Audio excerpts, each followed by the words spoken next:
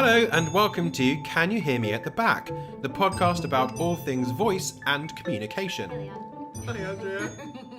So, with a movement Yeah. and a sound, tell me how you're feeling today. Beep, beep, boop, boop.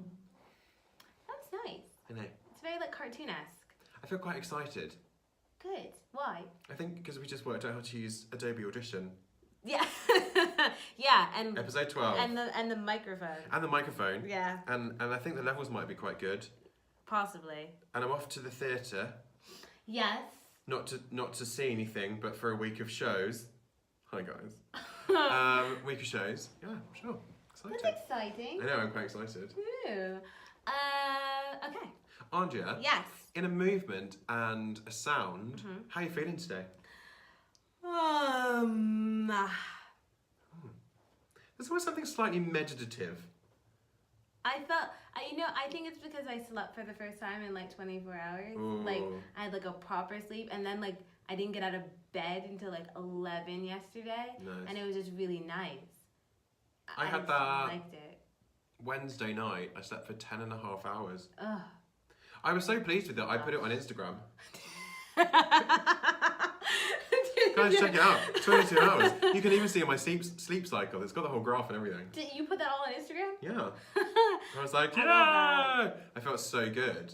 And see, there's also that magical number too, where it's like that. Like, so if I sleep like 8 hours, I'm good. But if I sleep like 12 hours, I'm the worst human being on the planet. Yeah, and if I sleep like 5 hours, I'm like the worst human being on the planet. Yeah. They reckon that like if there's a point at which if you exceed 8 hours by too much, Yeah. that it's not good for you. Yeah. But then I had 4 hours a night for about 2.5 weeks, 3 weeks. And then I had 10 and a half hours. I'm still not caught up, let's be honest. Yeah, they're like, you can't catch up on sleep. I don't think that's a thing. I don't think so either. Well, I mean, there's let's put probably that out science to there. suggest that that is true. So. And also, anybody who's a parent, sorry that we're discussing the fact that we're tired and we don't have children, and we know how hard that is. And Your life is difficult, Guys, and I should not complain. you're doing a great job. You are. You're doing a great job. We love you. Okay, so what are we talking about today? Today we're talking about, now that Aundrea's got her yellow notebook back.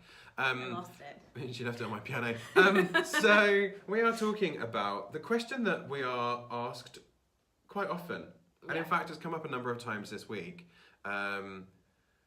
Shout out to Jenny Nash at Physio Ed, who inspired this whole conversation. We love you, Jenny. That, what does a voice coach do? What is a voice coach? Because we've sort of launched into doing this podcast, and then we talked about what we did and some of the research that we've done and that sort of stuff. Yeah. But what we haven't done is really spoken about what a voice coach is. Yeah. So, yeah, we should talk about that. Yeah. Yeah. Yes, we should. So I'll put it to you first. What is a voice coach? Let's do the simple one first. Okay. What is a voice coach? I mean, my sort of my response that is not helpful is it's a person who coaches voice. Yep. Who works with voice. Yep. Like it kind of does what it says on the tin. Yeah. And that's often not sufficiently answering the question. I appreciate that. Yeah. I also said the same thing. I often don't tell people I'm a voice coach. I often tell people I'm a voice teacher. Just because at the moment I'm doing more teaching than coaching on things. Okay. But that's a tiny particular. I mean, they still ask the follow-up question as what is voice? Or I what had do you this mean the other by day, voice? yeah. I had this the other day, and someone said to me, "What do you do?" And I said, "Well, I just come from rehearsal, so I said I'm an actor." And he said, "Oh, how wonderful," which is odd to hear. I found it odd to hear because I'm so used to working with people in theatre that when you say I'm an actor, they go, Oh. okay. And then they just kind Aren't of we all? wander off and do something else. But yeah, this guy was like, yeah, that's really interesting. I said, yeah, but I teach voice a lot. Most of the time, actually, I teach voice. And he just voice, and he did the action, the international sign of voice, which is a hand from the chin and the bottom lip out into the space. So then you go voice like that. Check out the YouTube clip for that. I'll put a little. Let's do it at the same time. Ready? Voice, and we'll put that little. I'll GIF that and I'll put it on Instagram or something. Oh, I'm gonna be a GIF. I've only been a GIF twice in my life. I'm gonna make you into a GIF every week. And so he did the international sign of voice, and and then I said, yeah, that's what I do. Yeah. I'm a voice coach, and he said, so like speaking, yeah, accents and singing and stuff, yeah. Okay. And because we were at a dinner party, and there were other people talking, I didn't really want to kind of go into the minutiae of what it was that I do. Yeah. Anyway, but also that it wasn't really the time and the place to have that discussion. But Yeah. but there are more aspects to it. Yeah. Which we've sort of broken down a little bit into some categories. We have. But what do you say when somebody says that to you? Oh, again, it depends. You just gotta go, oh. Yeah, I do. I can't. Ask me a better question. Yeah, in my mind, I'm just like, do I have to? Do I have to? But I think it depends. It obviously depends on who asks me. If it's somebody it tends to be that people like in the theater world kind of know what a voice coach is. Sure. Like they might not know exactly what it is that you do, but they've seen one of us around, and they're always like, oh yeah, you're the nice ones that get people to like breathe into the space, or ma me, and you're like, yeah, that's a portion of my job. Sure. Sure. So when you're working at that level, then it's a lot easier to kind of pack stuff on top of that. But I often just kind of go like through my warm-up, and I basically go, well, yeah, so I deal with like breath and alignment, I deal with phonation, I deal with resonance, I deal with articulation and clarity within the training of an actor. And like that's my responsibility in the actor training portion of it. And normally they just go, oh, and they hear lots of words and they go, I don't want to know. And she just threw a whole bunch of words at me. But then if they want to know more, then we just kind of go through it. I mean, there's almost no way for me to do it without going into what I do with like my first years on a course. And that's normally what it boils down to. I find it interesting the different responses I get from actors sometimes. Yeah. Because I think it really very much depends on how they felt about voice at drama school. Yes. And if they went to drama school or wherever they trained. Yeah. But my colleagues that I trained as an actor with, right, sometimes they'll kind of have this response to me being a voice teacher, a voice coach now, where they'll say, well, are you like this person or are you like this person? Right. And I'll go, well, I'm not kind of like either of them really. I'm sort of a mixture of those two people plus a little bit of this and a couple of people you don't really know. Right. And with the majority of it being me. Right. Yeah. Well, filtered through me. And then they kind of go, oh, I've probably come to one of your classes. And I'm like, thanks, that's nice to know. Yeah. As opposed to kind of, so a lot of the people that I went to drama school with don't want the wishy-washy kind of imagistic stuff. They're kind of like, I have a good I've got a good imagination. Right. I don't need somebody to help me with imagination. Right. I need somebody to do something more practical. Right. So often what happens is when I say I'm a voice, if I say to somebody now, what they say to me, what do you do now? And I say I'm a voice coach, they will often have a better response to me being a voice coach than being a voice teacher. Oh. Because they've had better experiences of people who work in voice in a professional context, right, than they felt that they had during their training. Right, and that's not any particular person, but that's kind of, they were like, I don't want to, lots of people's response is often, well, do you get people to lie on the floor like we used to do at drama school all the time? And I'm like, sometimes. Yeah. Not very often, but Yeah. sometimes. So there are mixed responses from within the theatre community as well, I find. Yeah. It's quite interesting because I'm teaching older, like more experienced actors of people who've gone out, done their thing, and then come back to school for something. I get the same thing as, are we gonna lie on the floor for a whole month and breathe into balloons? And I'm like, well, we can if that's your way into voice, and that's a possibility. but it's not. I'm not married to that. And we can do other things, and we can try and work with it in different ways. Yeah. But I have met people who are quite strongly against voice coaches, and they're just like, oh, like it's the first thing, just like, ew. and that's a big thing. I oftentimes just get people who are like, I don't really know what that is. I get a lot more positive responses though if I say I'm an accent dialect coach than if I say I'm a voice coach.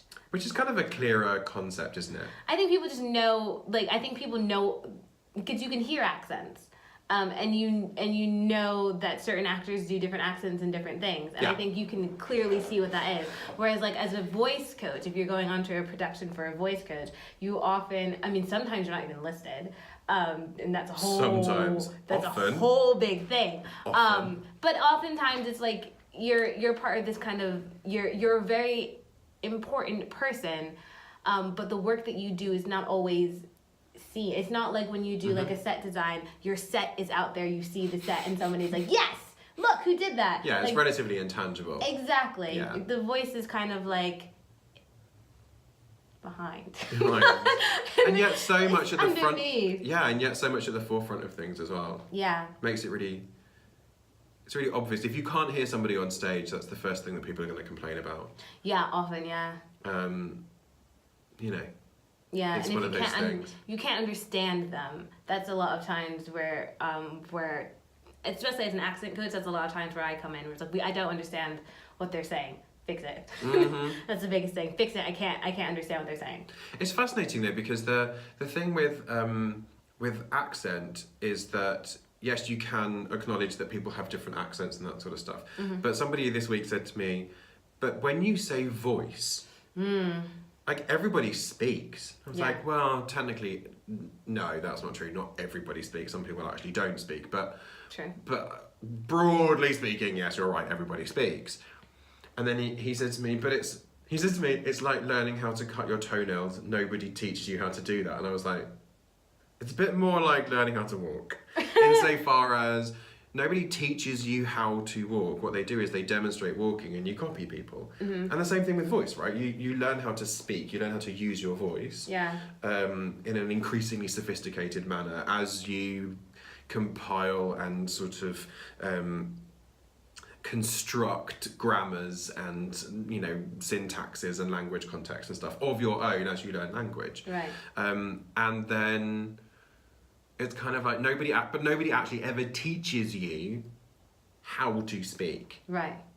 Unless there's something drastically wrong with your voice. Yeah. Or not drastically necessarily, but noticeably wrong insofar as it doesn't work in the way that it might. Yeah. And so then children sometimes, if they have an impediment of some description, and it is very normal for children to slightly lisp a sound until the age of about 7, when they then eventually learn how to go rather than or the other way around. Yeah. And there are phonemes that take longer to achieve muscularly than others. Yeah.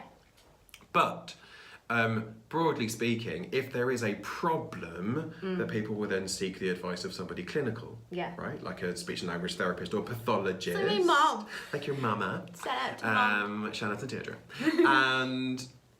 But if there's nothing the vast majority of speech and language therapists that I know don't deal with voice. No. Yeah. They deal with swallowing. Yeah. They deal with cleft palate. Mm-hmm. They deal with you know, issues of stuttering. Like stuttering and stammering and those kind of things. Aphasia, dysphagia, which we get all these different types of conditions and so many more on top of that, including neurological conditions as well as that sort of stuff. And then also you're looking at it within the context of child development and language acquisition, which is not really speech but is sort of about that as well. And then you're looking at things, again, I know lots of speech and language therapists or pathologists, depending on which side of the pond you're from, who only really deal in pathology. Yeah. And remediation post-operative recuperation and that sort of stuff. So if somebody's had throat cancer, or they've had a cyst, or they've had a stroke, and getting the function back in both of the folds because one is gone. Yeah, because they have paresis, or they have paralysis or something. And often it's also just investigative. So they're looking at scoping people and saying, yeah, there's definitely something there, or there definitely isn't something there. And so, or we can't see anything there, rather than definitely nothing there. But we can't see anything there, and therefore we haven't got any course of treatment. Right. But we could send you to somebody to give you some sessions of therapy. Yeah. And yet, what almost never happens, but might be soon, plans afoot to be doing this soon, is to have somebody who is a voice coach to work with somebody who needs that sort of work. So often I'll get calls from people just saying, I need to increase my clarity. People don't understand what I'm saying. Yeah. And they say, is that what you do? And I say, yes. Yes. And they say, but I thought I should go to a speech and language therapist. I'm like, you'll have difficulty finding a speech and language therapist that deals with clarity of communication. Yeah. In that sense. Yeah. In sort of vocal sense. Yeah, I think there's definitely a more clinical aspect of speech pathologist and speech therapist that resembles their training though, because to look at the voice as something that is more scientific and to look at it through kind of the scientific method is, we have a problem, here's the solution, here's how we treat it, and here's the solution of it. Where they think there's a lot more happening in voice coaches. There's an artistry to it, but it's also more about expression. And you said something, and I've written it down right here with arrows, about the separation of voice, acting, and communication. Yeah, I think about it in different contexts. Yeah.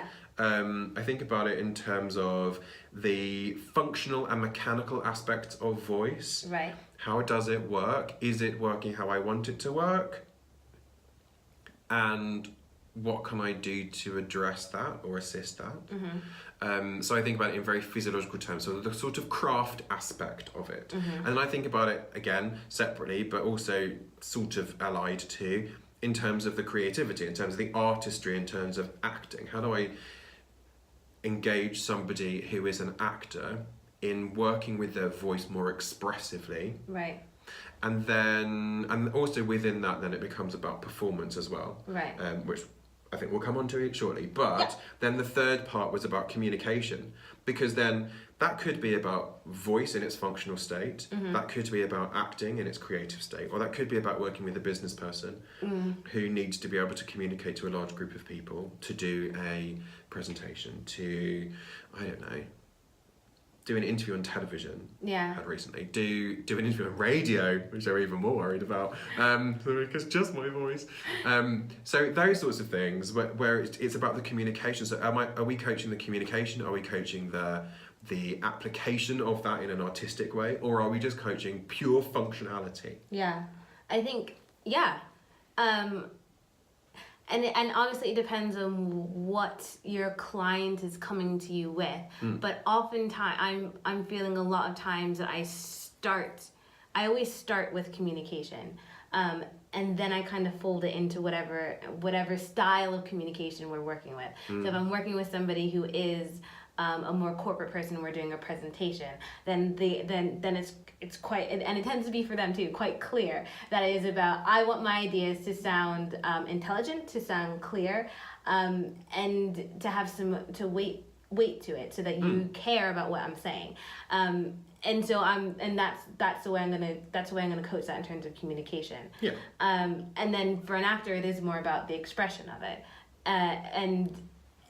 and that can also be a delicate thing as well. Absolutely. And I was talking to somebody the other day about how a lot of my job has become not even so much coaching, but more of kind of facilitating, in that I'm not telling you what to do with your voice, but we're trying different things, and I'm almost like the bouncer. Was that the soundboard? That sounds like the bouncer's not the right thing. But the soundboard, and being like, oh, that was something. I was like, how did that feel for you? Because that sounded like this for me. let's try to recreate that and just kind of like keep going in that kind of a way. But it depends on the actor, depends on how experienced they are, depends on how they want to work. There's so many factors. There are lots of factors, that's there true. Are lots of that's things. very true. I had an experience on Friday working with some young actors on a scene, and they weren't really acknowledging the given circumstances of that particular situation. So I was like, come on guys, page one Stanislavski. Let's be honest, we need to acknowledge that before we do anything else, let's be clear. You know, what's emotional state is this character in? Right. And the actor said, I don't know, she's sort of just there. I was like, okay, well, if you look at the first line of the scene, it says she sobs.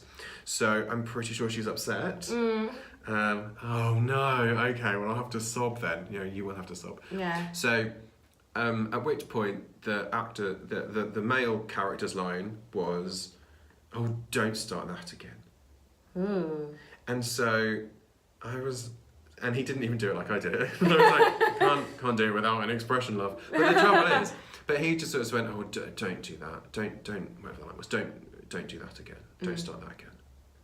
I was like, how do you feel about this? And so it was entirely about connecting up his authentic response to somebody crying in that moment, and having the response that the character has in that moment, and then being able to express that. And then when he did it a couple of times, he said, well, it feels wrong. I said, well, it sounds absolutely right. Right. And also, you've started to respond. He said, yeah, but I feel like I'm being, and I was like, the character? Oh. And he said, oh, no, I feel like I'm just being mean. And I was like, oh. Well, he is being mean. That's the point. So you have to, maybe you feel that, but you can enjoy that on a sort of cathartic level, really. You can vicariously, that's the word I wanted for, really, but you can vicariously live this sort of mean-spirited, nasty moment through the actions of playing a character, even though you're a very nice person. It doesn't diminish your niceness. And I think that comes back to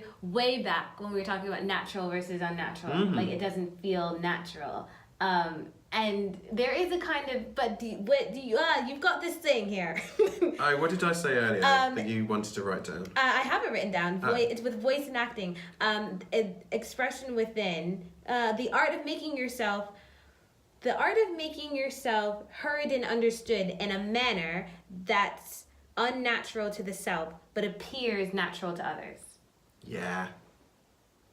I wish I'd written that in my thesis, because that is the conclusion I was striving for. That's what I wanted to say. That's what I wanted to say. Yeah, and there's a lot about natural and unnatural, and I think, and especially in voice, the words natural and unnatural get kind of just thrown around all the time. Quite a bit, and I think it is quite confusing. I mean, I'm a big person on defining our terms constantly. Oh, yeah. I think I've said it in every single podcast. I'm not sure the listeners are clear about that. I think I've said it in every single, but define your terms.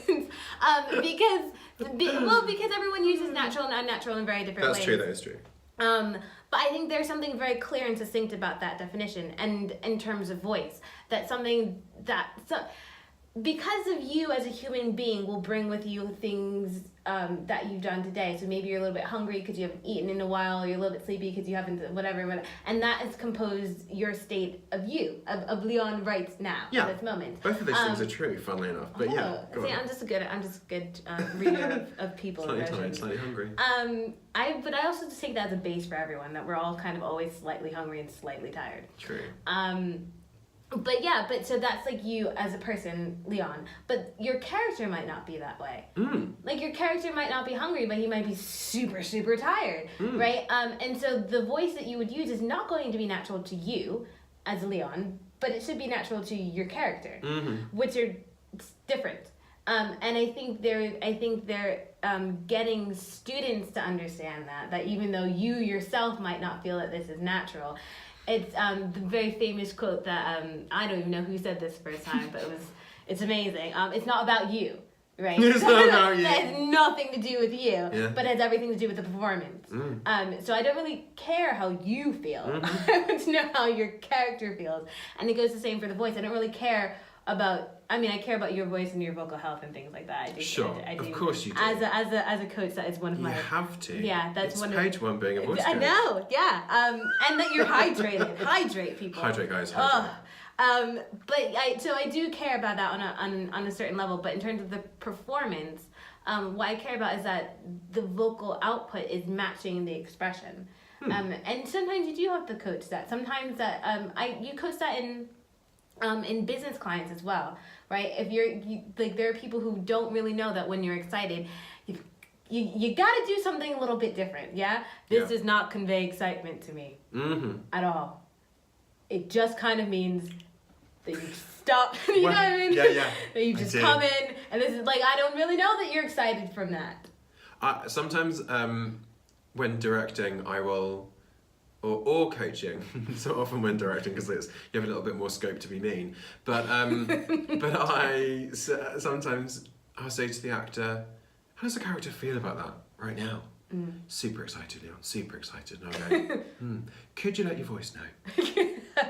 And your face. If you can let your face and your voice know, all of it, that would be awesome. Yeah. Because then we'll know. Because those are the two things that really give it away. Yeah. Just a little bit of facial expression. Yeah. And letting the voice know. Yeah. That'd be really great. Yeah. Thanks, guys. Often it's received with a rolling of the eyes and a, should we do it again then? Please. Or that one. That's, I'm so guilty that's just of that. with you. No. I do that all the time. It's because my mom does it. I don't know. I had a student end a scene like that the other day. On purpose? I don't think so. I gave it to him as a note. He got to the scene and he just went, and then looked at me and I was like, "It's at the end of the scene." Yeah, I said, "You're going to go the end of every scene." Did I just do that? Yes, you just did that. And everybody else in the room sort of giggled because they were like, "Yes, you did just do that." Oh. So, bless him.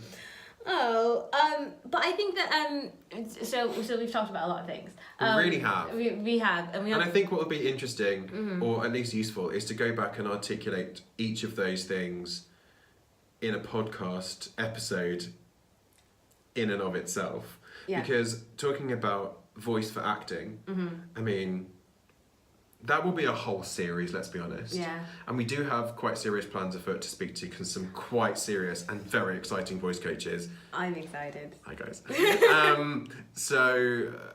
Yeah, and there's plans for maybe like a round table discussion that we will put on the Patreon site. And so sorry, but you'll have to like subscribe to that because yeah, it's going to be quite a cool thing. Yeah. And that'll be fun to subscribe to. But like there'll be stuff that's going to go on and I think that's a huge area of interest, not just for us, but that is a huge area of interest in theatre generally. Yeah. And also the physiology of voice and that sort of stuff. But again, we've got plans to talk to some clinicians. Yeah. That'll be fun. Yeah.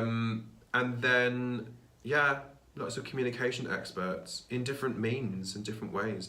And if you are an expert in any of those things, in voice for actors, in communication, or in the physiology and acoustics of voice, we would love to hear from you, so get in touch. So that we can organise an episode, whether that's here in the Brick Lane studio, chez moi, or it could be like online. It could be online. We can do that as well. We could do it online. We've done that before. Or we can come to you. We can come to you. Maybe we should we travel. travel. I'm thinking Hawaii? Yeah. Maui. Ooh. So, University of, I don't care, let's just go to There's a Hawaii. University of Hawaii. Oh, I know, but let's just go to University of Hawaii. the Mauritius Island. So, what have you realised? What have I realized? One is I probably need to get a better definition of what I do. Like a succinct definition. Because I do kind of find that I do feel that I'm being dismissive sometimes when people ask me. Because it's not a simple thing as being like I'm a psychologist or like I'm a teacher. Yeah. I'm multifaceted, multidimensional. I do lots of different things. I bring joy. I bring pain. I bring expression. Bring pain? Yeah. Well, Nice pain. Okay, sure. Good pain, bad pain. Good pain. Good pain, bad pain. Yeah. Dancers understand that. Well, because if you're doing something, if your body's doing something that it normally is not used to, then there are aches sometimes, right? Because you're retraining Is things. it ache or is it pain though? This is so important. Because my students will be like, oh, that hurts. It's pain, and I do the same thing. That's is it a pain or are you just sore? Ache versus strain, really important, guys. Sure. So I should take that back. I don't enforce pain. Yeah. So just enjoy it. Yes. So yeah. Kind of weird direction. I need we've got to bring it back. So yeah, I need a more succinct way of talking about what I do. What have you learned? What have I learned? What have I realised?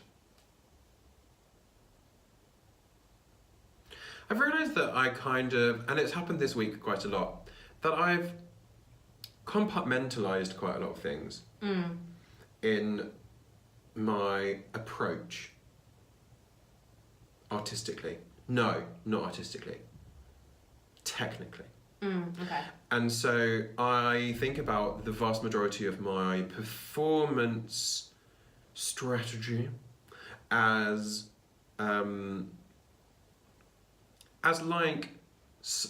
like individual sliders on a soundboard, like a sound desk. Yeah. Like Okay. one of those big, LA in the valley kind of places where there's like just so much sound desk, it's not even funny. I went straight into A Star Is Born and now I'm crying on the inside. Right, yeah. there you go. So like there's loads of sliders that you can kind of go, I need a little bit more of this, a little bit less of that, a bit more of that, and I kind of calibrate things and I kind of work it all out and then I test that and I go, does that work?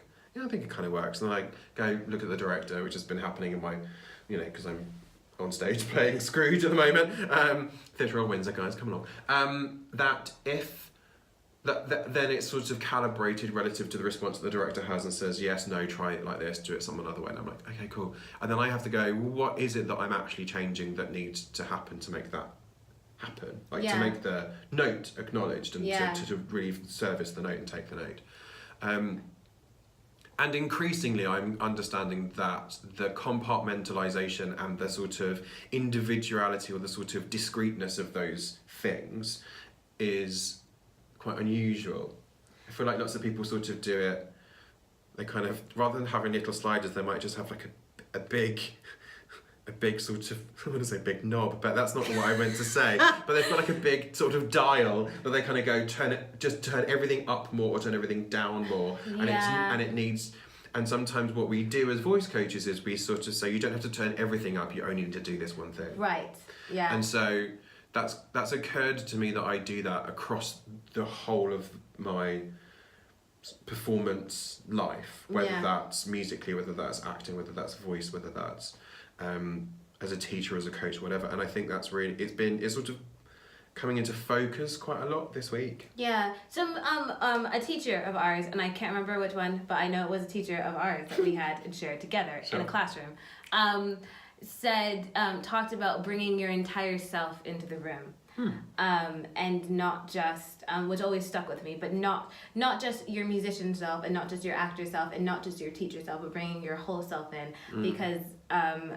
because whoever you're working with will gain an incredible amount of value from everything that you have, and not just one bit of it or another bit of it or another bit of it. And I think we do tend, and especially in theater, because there is this thing with acting and voice. Yeah.